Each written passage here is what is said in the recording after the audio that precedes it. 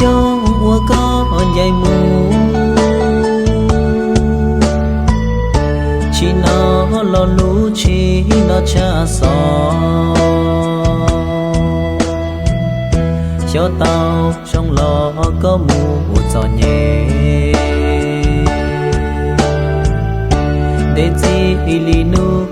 có dạy mù chế có tư mù mua chu ở mua gì ô lú này nhỏ mù chán đủ chi tu kỳ tao lò pu chế chế tư chỉ cho cô là nè ta cô nói gì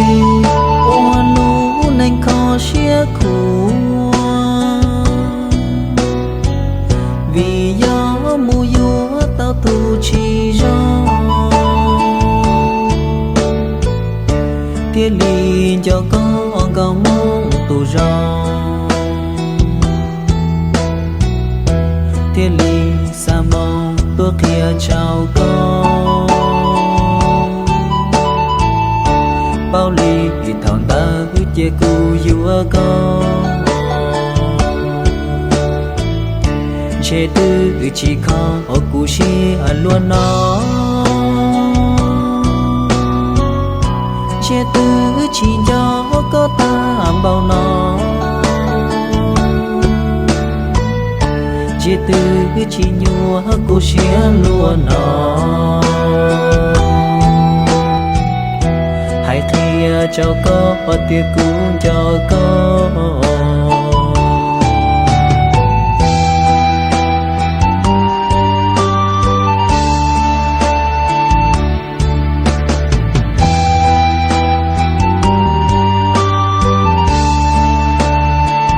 đời cũ nói chê ô lú nên khó chia khổ vì gió mù gió tao tu chỉ cho